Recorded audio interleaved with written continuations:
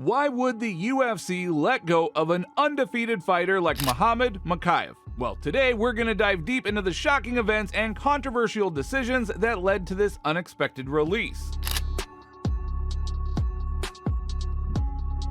First off, let's talk about what Dana White had to say. In typical Dana fashion, he was blunt and straightforward when addressing why Mokaev, a guy with so much promise, was let go. When asked about the tension between Mokaev and Kopp, Dana admitted that the whole situation was a mess. These two had beef that wasn't just confined to the octagon, they were going at it behind the scenes too. From run-ins at the UFC Performance Institute to clashes at the hotel, there was just a lot of bad blood. And what did you make of the Mokaev and Manel Kopp drama? Like, they had that run-in at the PI, they had that run-in at the hotel. There was so much bad shit that happened in the behind the scenes with that thing. And yeah, not good. Now here's where it gets interesting. Mokaev mentioned that someone from the UFC told him to lay off the takedowns if he wanted a better contract. Dana did not deny it, but he did make it clear that while they do give fighters advice, the UFC is not in the business of telling guys how to fight. Still, he did not seem too shocked that a matchmaker might have made a comment. He'll get this contract that he wants. Is that true, and do you think he'll bring him back? Yeah, that's what we tell guys. We tell guys how to fight and tell them we've been doing this for a long time. I'm sure one of the matchmakers probably said something to him or whatever, but yeah, the matchmakers aren't big fans of his for many different reasons, and not just There's a lot of people who shoot takedowns in this business. A lot of guys that fight with that type of style. But it's a lot more than just that. Dana also pointed out that it wasn't just Mokaev's fighting style that rubbed people the wrong way. Sure, there are plenty of guys who shoot for takedowns, but there is more to it. There's a whole other side to the story that we are about to unravel. When asked if he would consider bringing Mokaev back, Dana was pretty clear. Mokaev's contract is done. He is free to explore other options, and Dana even hinted that the PFL might be a good fit for him. Now let's rewind a bit and look at how we got here. Mohammed Mokaev is one of the UFC's brightest prospects in the flyweight division. But things took a turn in early July 2024 when Mokaev and Kopp's social media squabbles escalated into real-life violence at the UFC PI. It all kicked off when Manel Kopp allegedly attacked Mokaev at the PI. Now this wasn't just some minor scuffle. Kopp reportedly headbutted Mokaev, and there are claims that he even elbowed him on the street outside. According to Jean Silva, a teammate of Kopp, this was not the first time that Kopp went after Mokaev. Silva says that back in February, just a week before Mokaev's fight with Alex Perez, Kopp headbutted him at the PI's entrance and even opened up a cut on Mokaev's head. Now, if that sounds wild, well, it's because it is. The image that surfaced online showing a scar above Mokaev's eye is believed to be the result of that attack. Kopp's behavior, as described by Silva, paints a picture of a guy who is more than a little unhinged. He called Kopp a psychopath, and from what we're hearing, well, it's hard to argue with that.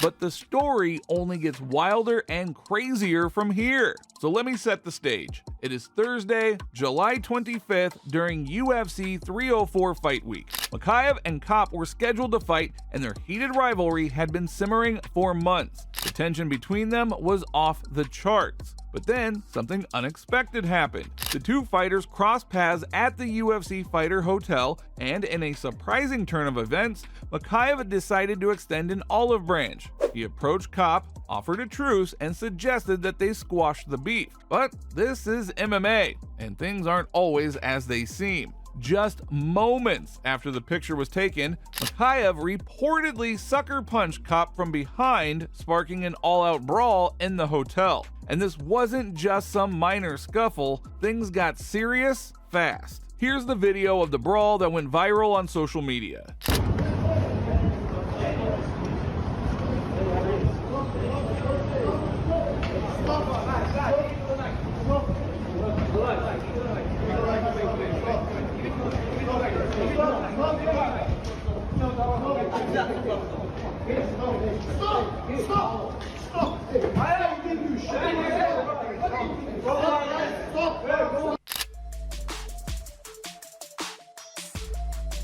After the dust settled, Manel Kopp took to social media to let the world know how he felt about the whole situation, and he didn't hold back, calling out Mokaev for what he saw as a betrayal. Kopp questioned Mokaev's character, saying, "What kind of Muslim are you? You gave me salam, asked me to take a picture, and then tried to punch me in the back." He went on to say that Mokaev was not living up to the values of Dagestan's warriors and accused him of lacking honor and principles. Now, Kopp's frustration was clear, and he did not mince words about how he felt after being blindsided. He contrasted Mokaev's actions with his own, pointing out that when he confronted Mokaev in Vegas, he did it face to face, not with a sucker punch. Kopp saw this as a betrayal, something that could not be just brushed off. He promised that the carnage would continue, indicating that the beef was far from over. Kopp even threw in some intense language, using terms like shaitan, a word from Islam that refers to the devil, to describe Mokaev. He then followed up with a picture showing Mokaev with a scar above his eye, which Kopp claimed was from their previous run-in at the UFC PI.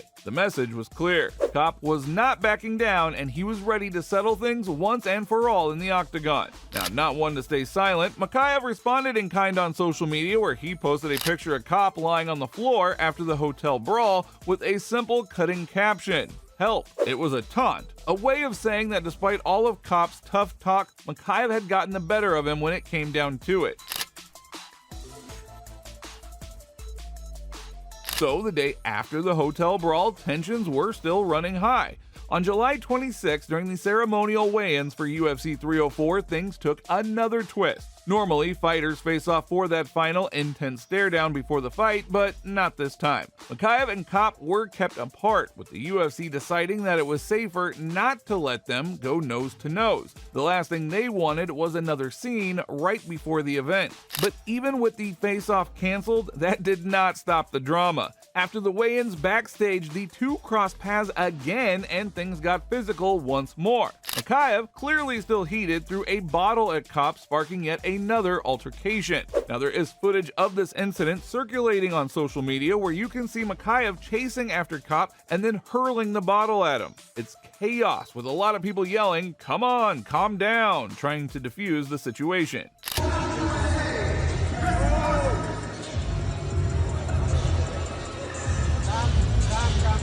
Calm down.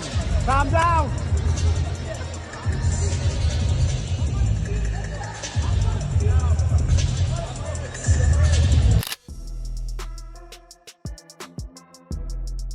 Now, despite all of the chaos leading up to it, the fight went ahead as scheduled. When the cage door closed, Muhammad Mokaev and Manel Kopp finally got to settle their differences where it counts, inside the octagon. Sad to say, the fight did not live up to expectations, and it wasn't anything to write home about. You would expect fighters with such beef to go after it from the opening, but him and Manel Kopp. The bad blood between these two was no secret, and Mokaev did not shy away from explaining his side of things. He started by talking about how important this fight was to him, and how the beef with Kopp had been simmering long before they even stepped into the cage, before his fight with Alex Perez. During that time, he ran into Kopp, and that's when things got physical for the first time. Kopp allegedly headbutted him. Mokaev said that he fought Perez with stitches in his eyebrow, and that's why his performance looked more like a wrestling match than a striking battle. He was trying to protect his injury, and nobody knew the real reason behind it. 5 days before my Alex Perez fight, I met with Manel. He headbutted me. If you watch my Alex Perez fight, I went fight with cut with like 8 they stitch up my eyebrow. I went fight with Alex Perez. Everybody think I was boring wrestler, but I was shooting on my knees to open my cut, and nobody knew this. So we sorted, we shook hands with Manel, and in one of the whoever asked me about Las Vegas, I said it was between me and Kopp stays in Vegas. Now, despite the bad blood, Mokaev said they actually had tried to squash the beef before their fight week encounter. They shook hands, and Mokaev even said in an interview that what happened in Vegas would stay in Vegas. But then in another interview, Kopp mentioned that if he ever came to Manchester, he'd do it again. This threat did not sit well with Mokaev. And in the interview, he says once he comes to Manchester, he's gonna do it second time. So I couldn't come close to him in the hotel. So I told him, let's come take picture. And once he came, I dropped him. And I had to do it because I'm not somebody I'm not Alex Perez. I'm not other guys who somebody can bully me. I come from the roof background. Like my life was tough, and I give no shit to anyone to bully me, you know. When they crossed paths at the hotel, Mokaev felt he couldn't let Cop get close to him without being on guard. So he came up with a plan. He told Cop, "Let's take a picture together," to make it look like they were putting the past behind them. But as soon as Cop agreed and got close, Mokaev dropped him with a sucker punch. Mokaev explained that he did it because he wasn't about to let anyone bully him. He comes from a rough background and he wasn't going to let Cop walk all over him like he did with other fighters. Now let's talk about that sucker punch. Mokaev made it clear that he felt justified in what he did, but let's be real. Tricking someone into taking a picture just to sucker punch them from behind isn't exactly the most honorable move. If you're going to throw down with someone, do it face to face, especially when you know you've got a fight coming up where you can settle the score for real. Mokaev's decision to attack Cop like that wasn't just questionable, it was risky. He could have jeopardized the entire fight by injuring Cop to the point where the match could not have happened. Not only would that have cost both fighters their paydays, but it also would have taken away the chance to settle things in the octagon where it really mattered. It put Mokaev's judgment into question. So here's the scoop. Before UFC 304, Mokaev was in the middle of contract negotiations with the UFC. This fight was the last one on his current deal, and naturally he was looking to re-sign. But the UFC matchmakers had some reservations. They were not thrilled with Mokaev's wrestling-heavy approach. They told him flat out that they weren't sure about bringing him back if he kept relying so much on his wrestling. The plan was to see how he performed at UFC 304 and then make a decision. Now, for those of you wondering if Mokaev's performance was the nail in the coffin, well, that's definitely part of the story. Some fans and insiders believe that his fight against Manel Cop didn't quite deliver the excitement the UFC was looking for, and that might be why they decided not to renew his contract. In an interview after the fight, Mokaev shared his frustrations. He explained that the UFC didn't like how he kept shooting for takedowns and wanted to see more striking action from him. But as Mokaev put it, he had to do what he had to do to win, especially when going up against someone as dangerous as Cop.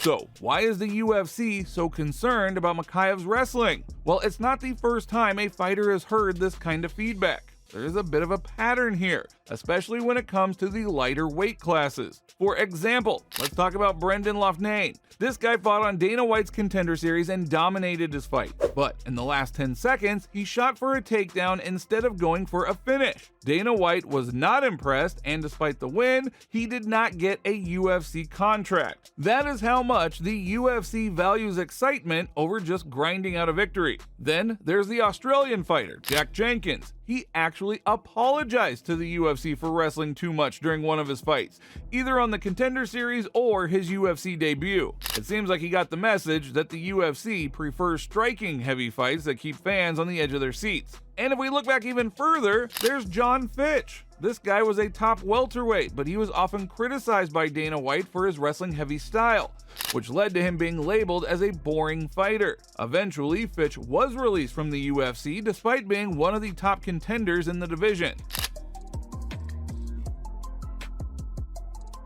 Now, when news broke that Mokaev was no longer with the UFC, there was immediate speculation about where he might end up next. Naturally, people thought the PFL, or the Professional Fighters League, could be a landing spot. But when PFL president Ray Sefo was asked about the possibility of signing Mokaev, his response was pretty blunt. When asked if the PFL would be interested in picking up the undefeated flyweight, Sefo replied, UFC just publicly parted ways with Muhammad Mokaev. Is that somebody that the PFL would be interested in bringing in? Muhammad who? Mokaev. The undefeated flyweight? No, actually, you know, I've spoken to people that is in the know, and apparently he's just a pain in the ass to deal with, and so, no, we're not interested. Now that is a pretty strong statement, and it shows that Mokaev's reputation outside the cage might be hurting his chances of getting signed elsewhere. Now, after his release, Mokaev wasn't ready to give up on his UFC career. In a surprising move, he offered to fight his next bout for free to make things right with the promotion. Speaking to MMA Junkie, Mokaev admitted, I want to come back to UFC. I never pulled out. I never missed weight. Came out as 7-0 undefeated. I fought tough guys. I think I've fought toughest guys in the division so far. I said to Hunter Campbell, I said, whatever I've done at the hotel, I'm ready to pay for that. Fight the next fight in UFC for free. Whatever trouble I made, it's unprofessional. Hopefully I will be back. He then went on to say that he wants to come back to the UFC and believes that there's been a misunderstanding between him and Dana White. Mokaev also denied any talks with the PFL, clarifying that he never even considered them as competition to the UFC and did not see himself fighting there, especially since they do not have a flyweight division. Another organization comes to you with money, or is it you want that UFC title? No, I don't even look at other organization now. My dream is become UFC champion, and I'm doing everything. I was worried about my performance, not because like Mohammed Mokaev, somebody in front. I was worried about my future life. If I didn't perform well today, if I lose, maybe UFC kick me out, and I had a lot of pressure thinking about my future. I have to feed my family. I don't know what else I can do in my life apart from fighting in the best organization in the world. So it is clear that Mokaev is determined to prove himself and get back to the UFC, despite all the drama and his release. He is willing to go to great lengths, even offering to fight for free to show that he has learned from his mistakes and is ready to move forward. So that is where things stand with Mohammed Mokaev. He found himself without a contract. But Mokaev is not backing down. He has made it clear he wants back in the UFC and is even willing to fight for free to get another shot. Now the big question is, do you think the UFC made the right call? Considering all of the chaos outside the cage, the brawls, the bottle throwing incident, and the so-called boring fight style, was the UFC justified in letting him go? Or do you think Mokaev deserves another chance to prove himself inside the octagon? It's not like this is the first time this has happened. Recall all the mess that Conor McGregor has caused the UFC over the years? Drop your thoughts down in the comments and let's hear what you have to say.